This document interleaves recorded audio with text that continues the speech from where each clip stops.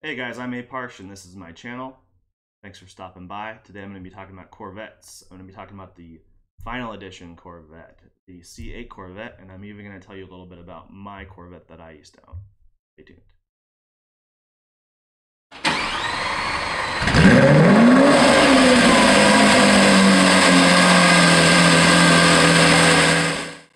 If you guys are new to my channel, thanks for stopping by. I really appreciate it, and if you do like my content, please consider subscribing. Currently, we're getting close to our goal here on the 1,000. I'm actually going to move this over to the screen here. You can see that we are at 10,000 watch hours, which to me is like insane. I never thought I would be there ever. And we're at 516 subscribers, which is nuts because I think it was 3 weeks ago I was at like 50 subscribers. So I've been trying to make a lot of videos, and I guess that does make a big difference, and a lot of subscribers have been coming through. Also, if you're new here, most of my videos so far have been probably mostly about my GT3 RS that I own right now, but I'm not like a fanboy, as some people say, or just specifically loyal to one brand or even one region. So I very much enjoy all types of brands and cars from different regions and stuff. So anyway, today we're talking about Corvettes, which is new for my channel. I've only talked about Corvettes one other time when I was comparing the ZR1 to the McLaren 600 LT. But in any case, thanks for subscribing, guys, and getting my channel to this point. This is awesome. So let's talk about Corvettes. First of all, just to kind of vouch for myself, to let you guys know that I do like American cars. Because a lot of you probably are like, oh, this guy's Porsche dude. This picture right here is my C5 Z06 that I owned. I had it for about 3 years, and I sold it about 3 years ago from today. So it was about 6 years ago that I would have bought it. And it was a great car. And I'm just going to turn the slideshow on here and talk to you a little bit about it while you're looking at some pictures cruising through. So this was a heavily modified Z06. I bought it from a guy named Kevin out in Texas. He was lucky enough to do a build with Corvette magazine, and he kind of was under the impression at the time that he did it that it was going to be paid for, and he ended up getting stuck with like a $10,000 bill at the end, which he wasn't too happy about, but he was very happy with the car. So the car, after he did all these mods, which I'll talk about the mods in a second here, the car put down 460 horsepower and about 400 400 foot-pounds of torque at the wheels. That's it on the dyno right here when they were dynoing it. That was 8 or 10 years ago now that was happening. Hey, there's my dog. So anyway, let's talk about the stuff on the car. It had World Warhawk LS1X aluminum heads, and I have a lot of details on that if you want to know more details, like ratios and stuff. But they put a new head gasket, new head bolts. It had the Rev SS valves, and I have a lot of some of these parts are very, if you guys are really into motors and stuff, there's a lot of little things that could be making this one different than another one. But I have that stuff. I'm not going to get into it. So it had Rev Venati Coil Extreme Endurance dual valve springs. It had Rev seat locators, Rev titanium retainers. It had Custom Extreme Energy RPM XER comp cams. That's a mouthful. It had Magnum push rods that were 7.8 inch. It had VMAX port and polish. So that's the shop called VMAX. They're amazing. It had a fast 90mm intake manifold. It had NGK TR6 spark plugs. It had a VMAX ported 90mm LS2 throttle body. It had a Casper's Electronics throttle body adapter harness. It had Haltech C5 Venom air intake. It had a Hurst short throw shifter. It has a Cook's 2-inch primary, 3-inch collector headers, and these had no catalytic converter in them. They were straight pipe, and usually Cook's headers have either 1 7/8 inch to the 3-inch collector, or it has 1 3/4 inch to the 3-inch collector. But this literally had 2-inch collector, or sorry, primaries to the 3-inch collector. So I mean, each bank off of the block, each individual of the 8 primaries that are coming off of the block to go to the exhaust system was 2 inches. They were huge. They were prototype, was my understanding. It was a collaboration between the Super Chevy Magazine build and Cooks working with them, and it was a prototype they did for them. So I was literally, to my understanding, the only car out there that had a 2-inch primary header, and it was extremely loud. I loved it. So anyway, it had a GM LS7 clutch and flywheel setup. It had the transmission rebuilt and strengthened. It had the rear end rebuilt and strengthened, and it had high flow injectors. Now, after that was what everything was done by the previous owner. When I bought the car, I added boreless Stinger dual tip exhaust, and that made the car pretty much just a whole nother level of loud. So there were no cats with 2-inch primaries to a 3-inch collector, 3-inch straight all the way back on both banks to Borla exhaust that basically had just the tiniest muffler you've ever seen. So it was too loud, guys. Like I've heard some loud cars, and this was just a whole nother level of too loud. So I did switch the Cooks straight pipe headers to Cooks catted. Oh, you know what? I'm sorry. It was the mid pipe that actually had the cats in it. So the headers don't ever have the cats on the C5, and it was the mid pipe that did have the cats. So I took out the catless mid pipe and did put in a high flow catted Cooks mid pipe, and that quieted it down to a bearable level so that it wasn't so drony and raspy and unbearable in public. I also added a sound system. I think you probably have seen some of the pictures I have on here. It was nothing special, but it was a lot of work. I did it myself. I put a Pioneer head unit, a Polk Audio 6.5 front components, Infinity 5.25 rear components, and I think it was a 12-inch Pioneer sub. It wasn't nothing special, but it was like a JL amp or something. But yeah, that was my C5 Z06. It was a great car. It was really fun. And man, when you drove this thing, it just felt like it wanted to kill you. Like it was so out of control. That's just the feeling it had. You know, it had a personality to it that was just, you need to be careful. I will do, like, I'll give you a lot of fun, but if you aren't perfect when you're driving me, you will run into a wall. Like it was nuts. It was just a lot of power, and a lot of fun, and it was a really great straight line car. I know that Z06s are supposed to be great for the track too, but in my opinion, it didn't feel very good in the turns, and I probably could have had the suspension tuned and stuff. But anyway, it was a great straight line car. I enjoyed my time with it. Unfortunately, the motor blew at one point, and I did rebuild it. I think there's some pictures in here of another dyno sheet showing like 373 horsepower. And that was with the new motor, and I had removed most of the mods. I sold the mods and sold it as a mostly stock car with a stock LS6. So anyway, it was fun, and you can see I've got some pictures when I picked up my GTR and transitioned from sold. These are for when I was selling my Z06 here, and I was transitioning into the GTR. Which, if anyone cares, I know there's probably some Corvette guys here that are like, oh, why would you sell a Corvette to get a GTR? Well, the GTR was a gajillion times better of a car. It was the only thing that only complaint I would have about the GTR. Here's that dyno sheet with the 373 horsepower. But the only complaint I would have about the GTR versus the C5 Z06 was that the GTR was automatic. That was literally the only pro that the Z06 would have over it would be that. Maybe the exhaust note, but I mean, I like how the GTR sounded too. So let's talk about the new stuff, the final edition in the C8 news and rumors, right? So I will stop this slideshow, and I'm going to scoot this over here. This was actually the articles, wow, back 2008, so 11 years ago is when they did the build on my C5.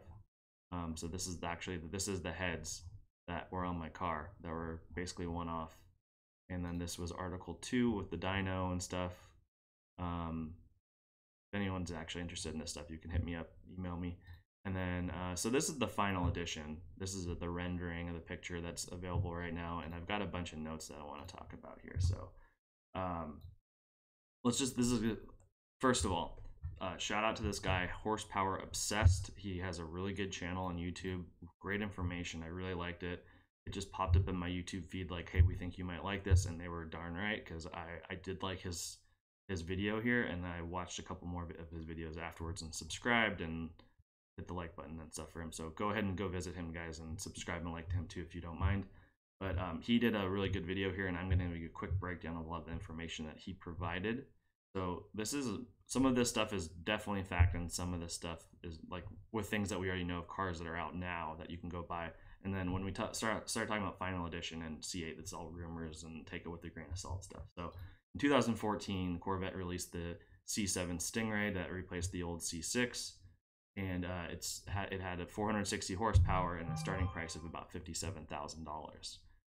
In 2015, they released the Z06. So just 1 year later, it was supercharged with the same motor as the Stingray, but with the big supercharger on it that was putting out almost another 200 horsepower, giving it 650 horsepower with a starting price of $82,000.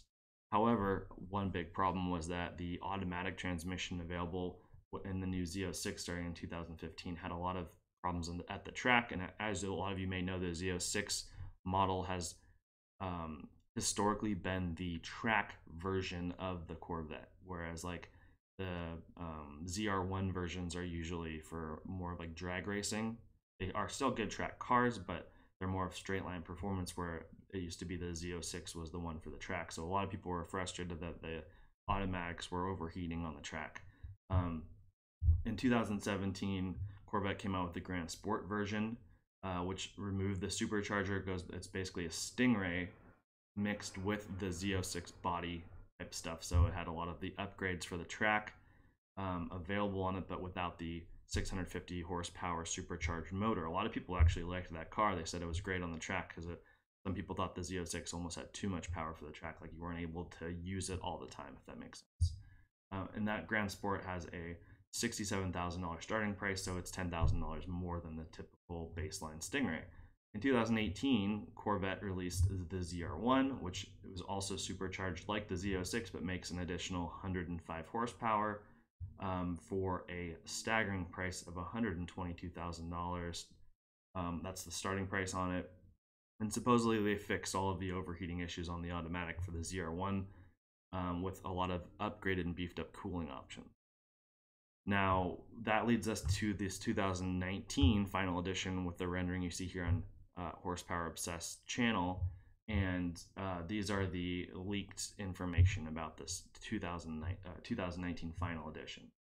So it's one thing is that that people are saying is because they're calling this car the final edition, it implies that Corvette will not be producing both the C7 and the C8 alongside each other. There was a big rumor going around basically that the C8 will be mid-engine and it will be very expensive, and that they may produce both the C7 and C8 together, kind of as like the C8 being this new upgraded, like kind of like a ZR1 type of thing. And you could buy either or at the dealership, but this is, people are saying because they're calling this the final edition, there's no reason that they would really be doing that. It's going to be available in both Grand Sport and Z06, so it will not be available as a Stingray or a ZR1. It'll only be available in two colors, ceramic matrix gray or sea rig orange. It will only be available with carbon ceramic brakes, and it will only be available in competition seats with black Napa leather with the Alcantara inserts.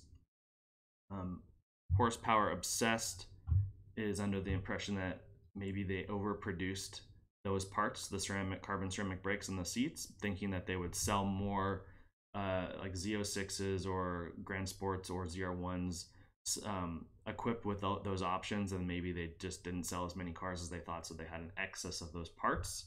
I think that's a pretty good idea that he came up with there, a theory. It makes a lot of sense to me, but it's just a theory. Here's one of the two biggest stupidity things here, or goofy, whatever you want, things that I don't like, and you please comment what do you guys think about these things. This car supposedly is only going to be available in Europe, which sounds ridiculous to me. But the next thing that's even more ridiculous is maybe why it's only going to be available in Europe. So the Grand Sport is going to be starting at 116,000 euro. So let's translate that real quick. Horsepower Obsessed did translate it, but the exchange rate changes every day. So I wanted to do it live for you guys today here on the 4th of February. So that's $133,000 for the Grand Sport. How does that make any sense? I mean, please tell me, guys, how does that make any sense? The Grand Sport regular version starts at $67,000. Yeah, it's got carbon ceramic brakes and the competition seats, blah, blah, blah. I mean, how is that double the price, though? This is more than double the price, okay? So it doesn't make any sense to me. And then the Z06, same idea, way overpriced, 139,500 euro. So it's $160,000. So it's more than a ZR1. What's going on? Is it because it's a collector's edition? They think they can charge more money? Is it they've been seeing a lot of these cars at auctions going for super high right now, like the brand new Supra that went for like $2 million or things of that nature? I don't know what am I missing here? Please let me know, guys. So anyway, that seems really stupid to me, and it's very frustrating. So there's also something that Horsepower Obsessed mentions in his video, talking about the C7 special editions being for the United States, the very last editions of the C7. I tried digging up some more information on these special editions, or I thought he even called it the special edition, like there was only one. So I googled it, and the best thing I could find here was the special editions, plural, that are right here on the Chevrolet website. So that would be the Carbon 65 edition, the Grand Sport Collector edition. I actually really like how that looks. The Spice Red design package, the Twilight Blue design package, and the Jet Black Suede design package. Please help me here, guys. Let me know if what I'm missing. Maybe I'm not missing anything. So, and then finally, let's talk about the C8 rumors and news stuff that that Horsepower Obsessed has been talking about. So here's the renderings he was showing. I'm gonna just turn off the sound and hit the play button so you can see this spinning. I don't like how stubby the nose looks here. Maybe you guys, I think it's just I think there's a reason why it's stubby, because the motor's in the back now, and you know, the motor in the back, you probably don't need very much up front, and maybe weight distribution or something, they don't need anything up in the front. But I think it looks a little funny on the front. I think this side has its places that look good and places where it looks bad. I do like the angle of the intake scoop on the back here, but I do think that this line curving right here, like this, I don't like that. I think it looks cheap. I don't know how to explain it any better than just saying it looks cheap. Like this whole area right here just looks goofy to me. And then the front is just, yeah, it's stubby, and it's okay though. And the rear, I guess I like it, but it just looks so much like a Camaro, which is fine. I think the Camaros look good too, but I don't think you'd want your car to look like the Camaro. So anyway, and then what he had, this is a top view of another rendering that's available. These aren't fun, you know, this is rumor stuff. I don't know if these are what it's really going to look like, but this looks almost identical to this, right down to the back window. So anyway, here's the rumors about the car itself. Dual overhead cam, that's a big deal. Dual throttle body, not as big of a deal, but still something. Flat plane crank V8, that's a very big deal. So that's taking it a step further here than what the Mustang did when they went flat plane crank, because they're not only going flat plane crank, but they're going mid-engine, which is very, now we're just stepping into I'm straight up copying Lamborghini, Ferrari, McLaren. So, which is fine, because those are great cars too. I think it'd be great to hear what you guys think about that. Is it going too far? Is it becoming less Corvette and more copy of, you know, a European exotic? Let me know what you guys think about going with the flat plane crank V8 and the mid-engine. I think for me, I think it would have been nice to see them maybe go mid-engine first and then flat plane crank second or something like that, and maybe baby steps. But flat plane crank does sound, I don't know if you guys have heard it, like the new Mustang GT Zane sounds so good. Anyways, a dry sump. It has, so the rumor is that the new motor, the new base motor, is going to be called the LT2.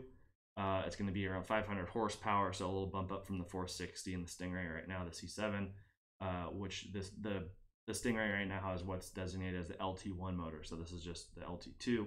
And then there's supposedly, this is the big rumor. The next one's the big rumor. There's supposedly an LT6, which will be still naturally aspirated and a step up from the LT2. I'm assuming, based on my speculation, that this motor is going to be around 700 horsepower for the LT6, because the LT8 supposedly is a twin turboed V8 and it's supposedly 900 horsepower. They said to the wheels on the dyno. I don't know if that's true, but if the LT8 is truly at 900 horsepower, I could only assume the LT6 is going to be around 700. That's it. That's all I got on the C8, and that's kind of I think that's like a big conglomeration of all of the rumors and news and pictures and things that we've seen over the past year that Horsepower Obsessed has put into his video, and I've looked at a little bit, some things also. But I just want to, that's the end of it for everyone. That's the end of all the Corvette talk. I want to thank Horsepower Obsessed again for putting these videos out, because they inspired me to make this video myself, kind of summarize a lot of the stuff that he said, and then, you know, kind of put it all into one ball for you guys. But please go check out his channel. I'll put links to it in the description. And if you guys liked the video, please hit the like button and subscribe, and I'll see you in the next video.